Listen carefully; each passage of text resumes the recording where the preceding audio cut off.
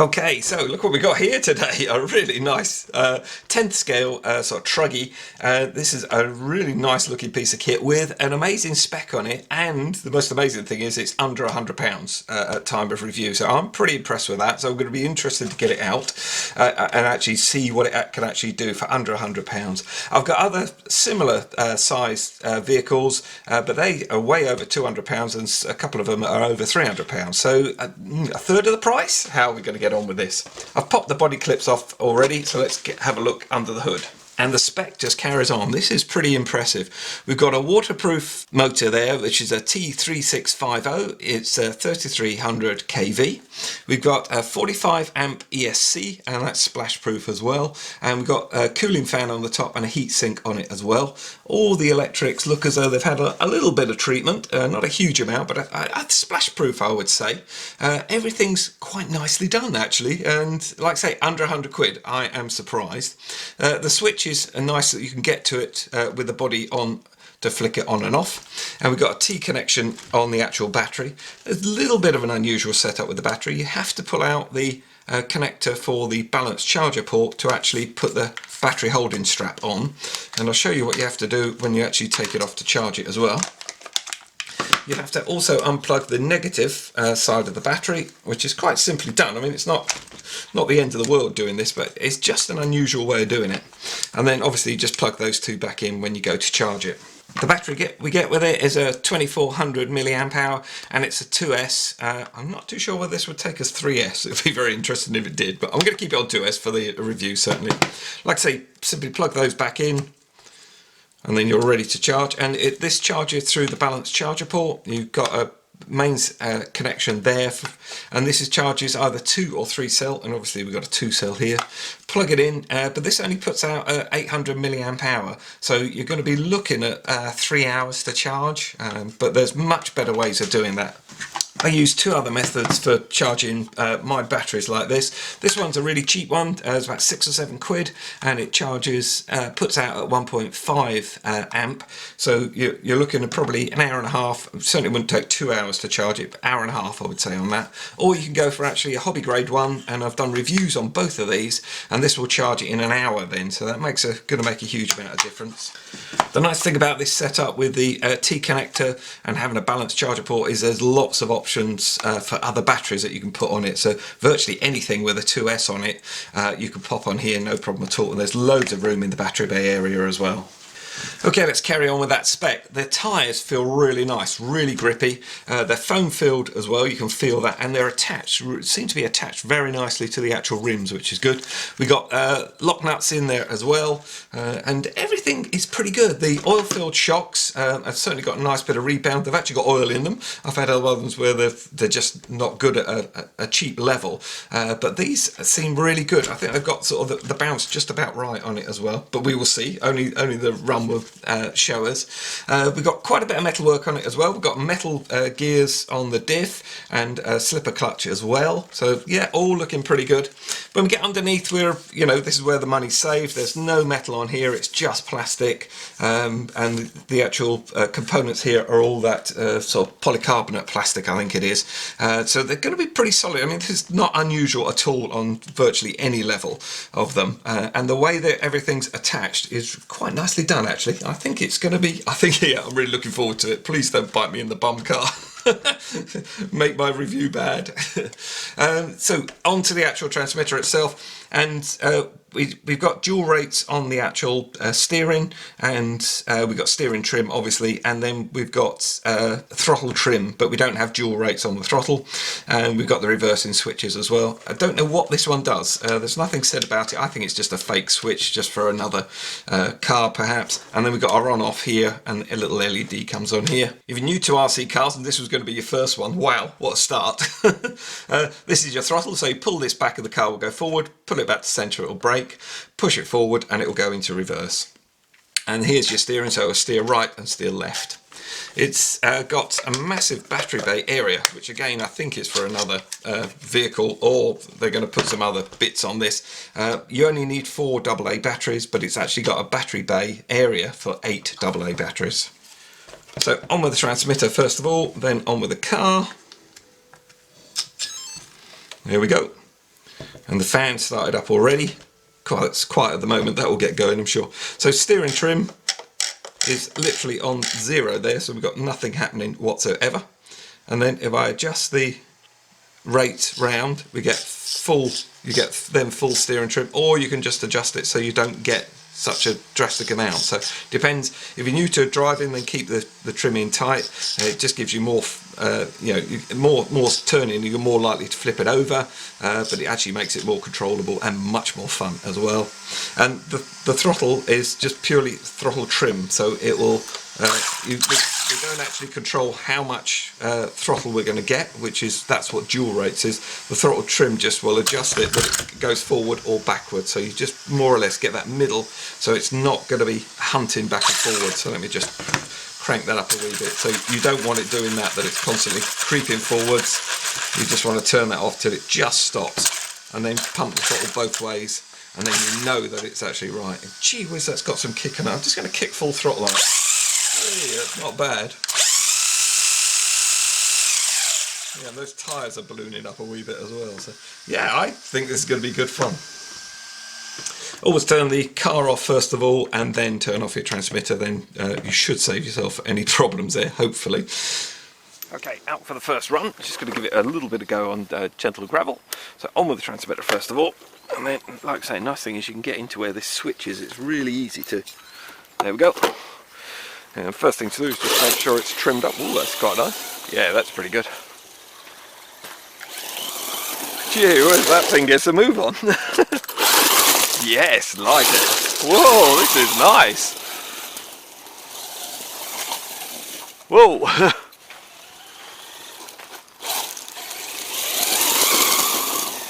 Okay, that goes some. They give 200 meters range on it.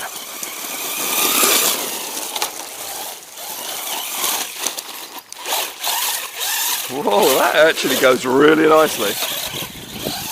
That's really wet up there, actually. What, in Scotland? In the Highlands? And in January, and there's wet grass. Amazing.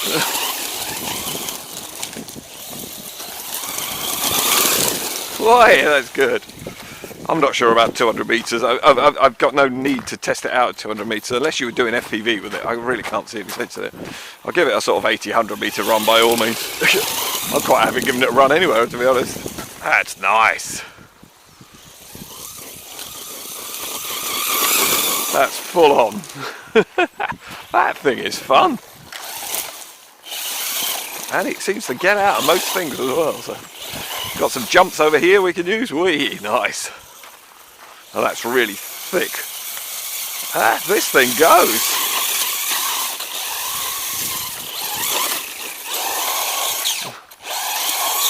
Nice. Wait, you got a stick stuck in the back there.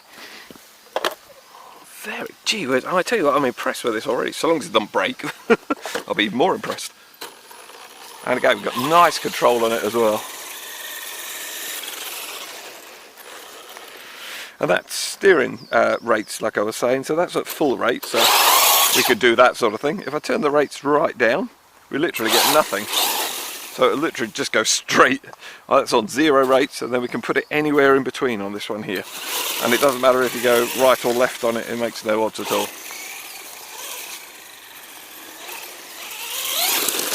Whoa! I think I'm just going to leave it on full, because you actually need it, and it actually handles it really nicely. Gee whiz, this thing goes. For what it is, it's amazing. Whoa! And nothing stops it. Nice. There's a nasty drop in there. I've smashed a few cars up. Well, it carries it well. Whoa! Oh dear. That was quite a bad impact. Now, this is cheap against expensive. It's just shattered it, to be honest. That would never have happened to my Bison, or my Optimus would have carried that no trouble at all. So that's yeah, but again, we're looking under £100. And is it still driving okay? Yes. And to be honest, that's not actually hurting anything doing that. It really does go nicely, actually. I like it a lot. You could probably get another... Whoa! That is actually going to be smashed to pieces before I finish the review. I'm glad I did the studio bit first. I hope that camera was recording.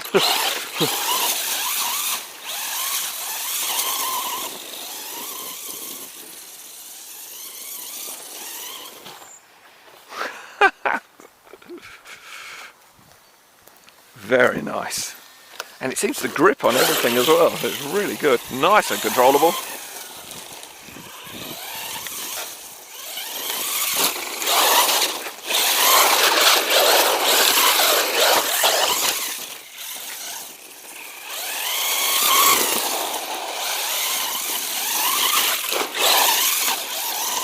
This thing goes, son. I was just making sure I didn't plant into that hedge there. That is really good. I've got some little jumps around the back as well. I like this. Shame about the body. I wasn't expecting it to actually last that much longer, to be honest. Whoa, can we get out of there or not? That's quite a tricky one, mate. Yeah, we can get out of there. This is just almost water under here. Nice. This thing is damn good fun. I'm going to go and get another camera and do some slow motion stuff with it. I've proved it can jump. It can literally run on anything. Whoa. Go on, you can hear that fan whining away now. Oh, and again, nice control. Look at this.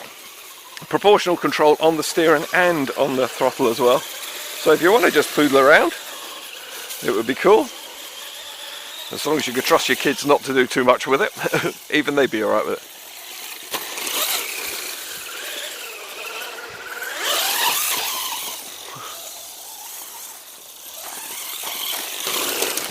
It carries really nicely. I thought it would... I've had sort of cheaper models before and they just don't carry over the rocks, but this has got a nice bit of clearance and I think the suspension is working really well on it. I'll get told off for the grass. That's nothing new.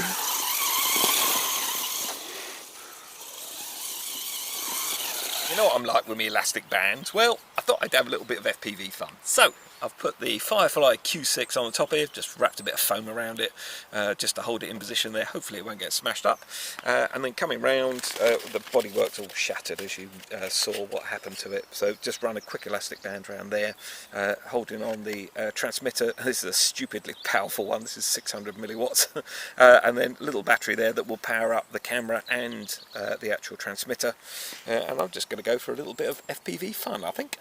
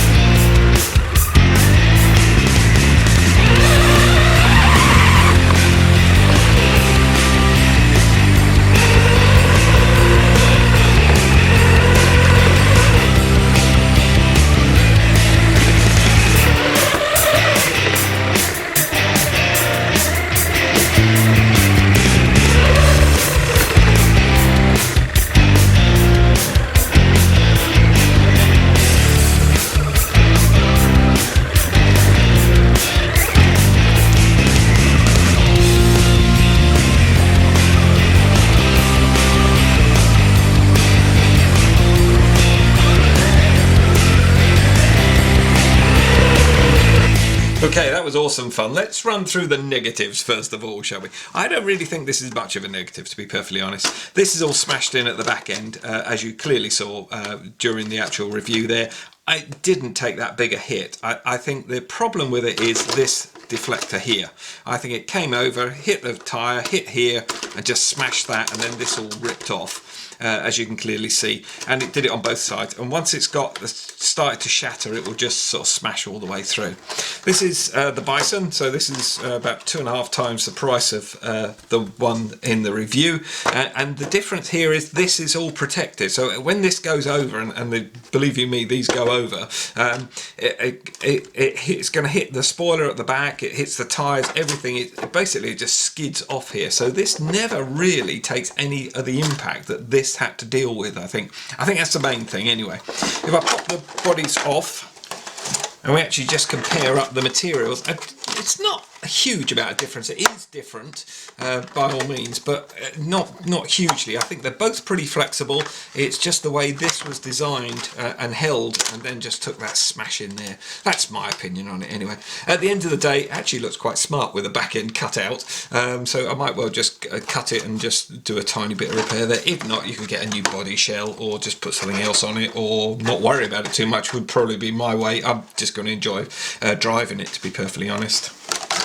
Okay, let's see what other differences there are between the two beasties here. So reasonably the same sort of on the wheel distance, wheelbase basically there, and as you can see, I mean, the Bison weighs a ton in comparison to this. I would imagine it's getting on for twice the weight of it, to be perfectly honest. Tyres are bigger, you got much bigger shocks on it and everything, a lot more metal work around, as you would expect. This is, you know, over 2.5 times the price. I'm just showing this as a bit of a comparison, so why I think this is actually really good.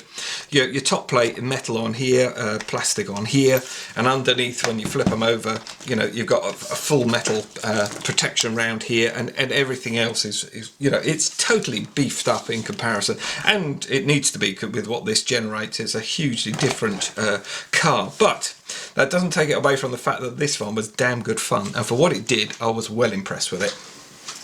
Okay, and on to the main event, and what did I think of it? Well, you know already, don't you? I really enjoyed it. It's great fun, and like I say, for just under 100 quid, I think it's good value, but it's not my money, it's your money. If you've got 200-300 quid, 400 quid, 800 quid, then you can buy better ones, obviously. If you've got 50 quid, then there's other ones I've reviewed on the channel that you could go and have a look at, but if you've got 100 quid, I think you have trouble beating this for price, in my opinion anyway. The level of stuff on it, like I said, is pretty good, and it's held up really well. As you can see, this was all caked up, obviously, with the leaves, lichen, you know, mud, everything was all through here. And like I say, I must have run 8 batteries through it, I would say, 8 if not 9 batteries, and it all cleaned up really nicely. Airline, just to give it a quick blow around, just clean all the muck out. I did actually give it a bit of a wash as well, and then I used GT85, which has PTFE in it as well, and just use that on all the joints, so everything's nice and you know, moving if it should move, and locked solid if it should be locked solid as well. And that's worked really well, and it's brought it all back up virtually brand new, to be perfectly honest. And just check everything's tightened up. I forgot to mention that before. When you first get any quads or cars or boats or anything, just make sure all the screws are done up before you go out on your first run, because you know, within 30 seconds this could disintegrate.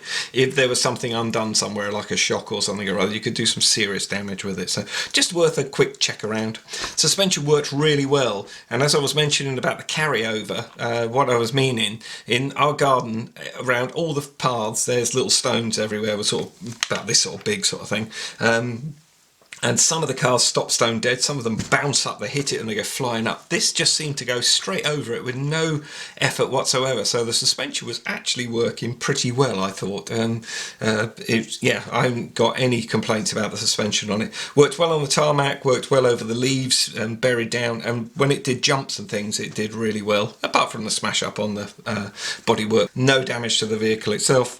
And if I go over onto the belly, and like I say, all those batteries through it, got a few scratches, yeah, it's bound to get scratches, and just a little bit here, but most of it's worked really well. There is no real damage anywhere on it at all. So I think if you've got 100 quid and you want a nice RC car, it's not overly fast. I mean, I would imagine you're looking sort of up to 30 miles an hour max, I would say, on it, to be perfectly honest. You're run time of about 15 minutes, and then, like I showed you, you can charge up the battery in about an hour, but you get loads of these batteries or something similar that will go in this area, sort of thing. I think, yeah, you'd be hard pushed to beat it, to be perfectly honest. I really enjoyed having you along for the drive. This has been awesome, and I'll see you on the next drive or flight really soon. Cheers.